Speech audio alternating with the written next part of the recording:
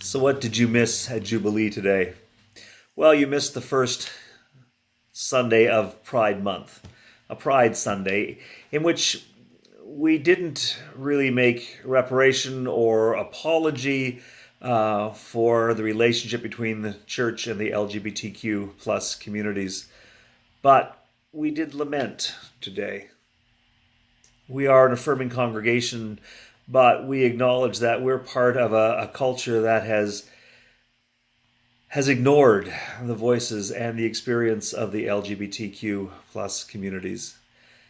So today we lamented all of those perspectives, all of those stories we've never heard, all of the opportunities to understand God's love, to understand the glory and excitement of being human.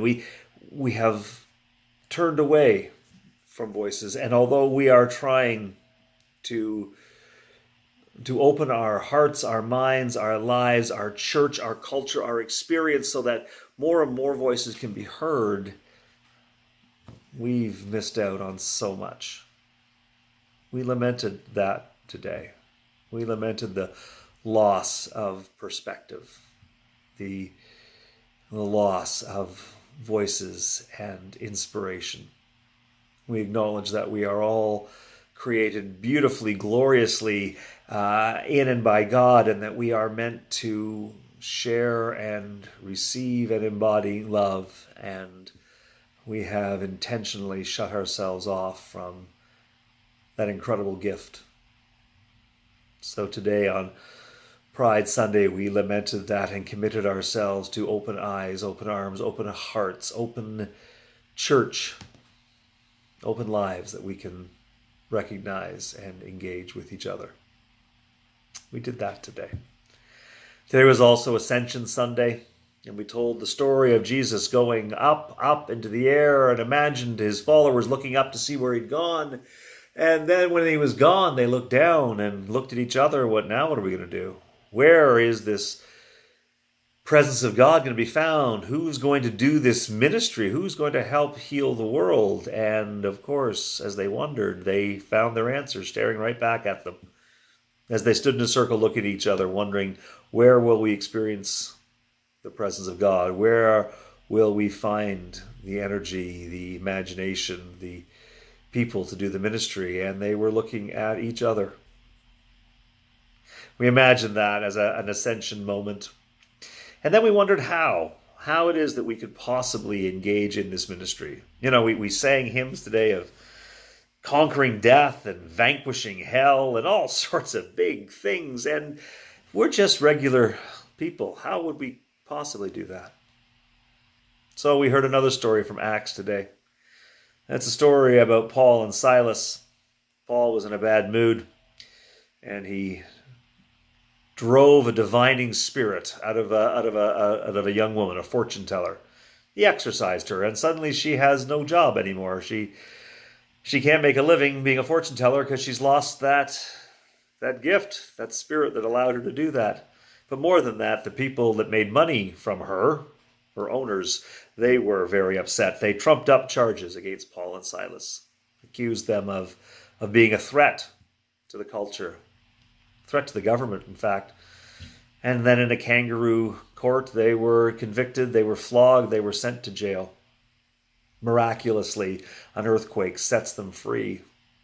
And rather than run, they stay to be with the jailer, that he doesn't lose his job, even in fact his life.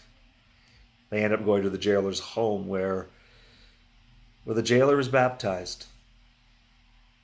And his whole household is brought to faith. So we listened to that story, and together we wondered how it is we're going to do this incredible ministry that Jesus has left us. And in that story, what really happens, there's no theology. There's no perfect people involved. Paul's just cranky at the beginning of that story. We listen to that story and recognize that in the face of great injustice, Paul and Silas refuse to give up hope. When all around them seems bleak and dark, they refuse to give up on God. And when they have the chance to escape, or the chance for vengeance, or the chance just to let people be punished, They instead stand beside the one who once stood against them. They stay there for their jailer.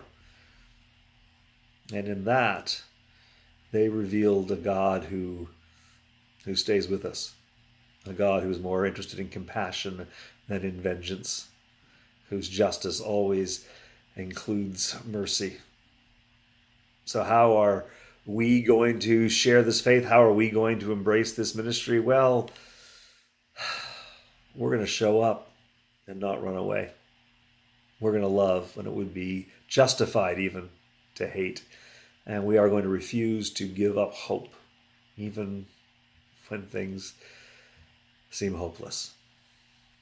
That's what we did at Jubilee today. We shared that. We talked about that. And we missed you. When all is said and done, we missed you. So hopefully you too can exercise that kind of ministry. Stay hopeful in the face of adversity. Choose love over vengeance. Dare to listen to others and speak to them. And get back here and see us soon, because we miss you. Until we see you, God bless.